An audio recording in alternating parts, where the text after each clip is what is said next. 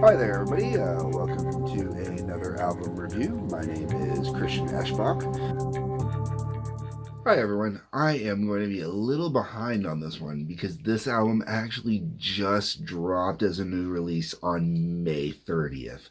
And that would be MIley Cyrus's new album, Something Beautiful.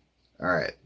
So I want to start with I got nothing against MIley. I actually like MIley. I like MIley's voice. I'm not okay. My kids watched Hannah Montana. I did not. I had no use for that crap. I had very little use for Daddy as well. Not big. MIley gets some good songs here and there, and I don't mind some of the stuff she does. What I like about MIley is her voice. She reminds me of a modern day Stevie Nicks. I think she's that little goat voice she's got, man. I think it's awesome. I have a lot of respect for MIley in general as a performer. She knows who she is, she knows who she wants to be, and she goes with it. In a lot of ways, she's like a modern day Madonna. The only difference is she's not telling everybody to go out and be free like her, you know?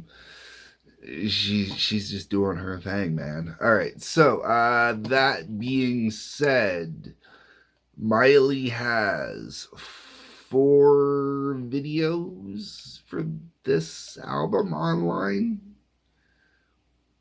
Arguably 3.5. Okay.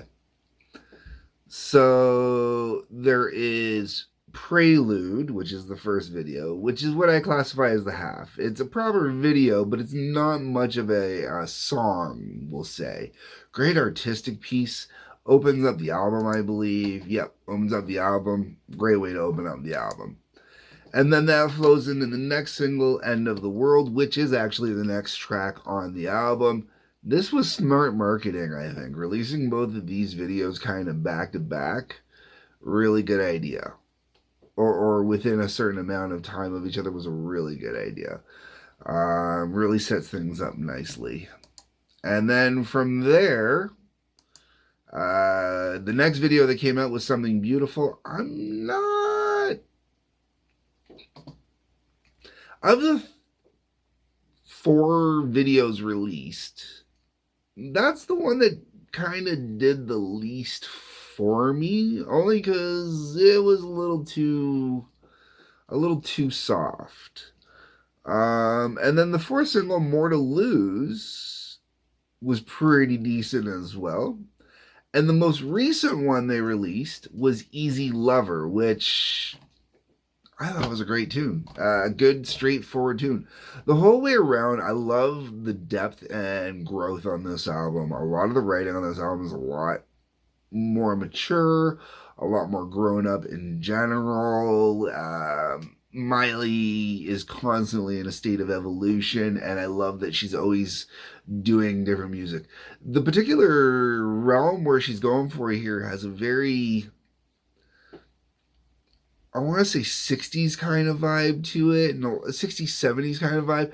There's some disco-y stuff in there. The rock that's in there is not rock per se, but there's some good work, guitar work and whatnot in there. Um, Overall, this actually looks like it would be a really good album. I don't think I'm gonna be the one to go out there and buy. Like I'm not enough of a MIley person to go out there and buy a MIley album. I respect MIley as an artist, and if I have a friend that owns the album and wants to lend me the album to listen to it, I will definitely do a full review, listening to the full album, give it my undivided attention, everything. But just because I'm not there as a MIley fan, I'm not sure if I'm gonna be the one to buy it or not. When I look online, the track listing for the album goes Prelude.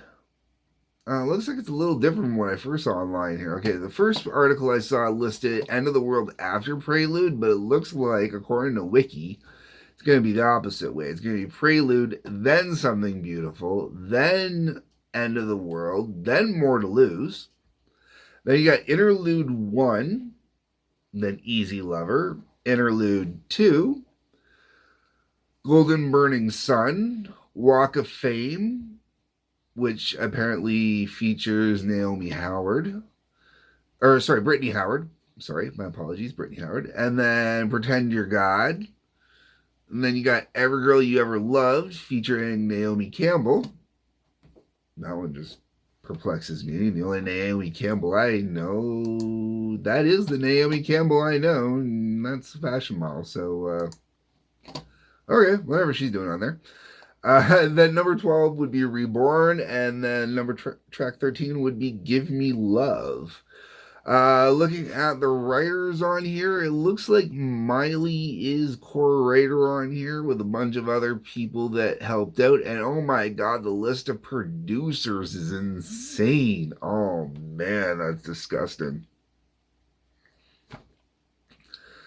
So one of my biggest complaints about today's albums, man, like the fact that you need 20 producers, well, not 20 producers, but each song has different producers, and the fact that each song, I mean, or a different random assortment of producers, because some tracks have 4, some have 5. Cyrus's name is the only one that's on every single one of them. It looks like the band may have had actually something to do with the production a little bit, or the performers, or at least the co-writers. I'm not sure how this went.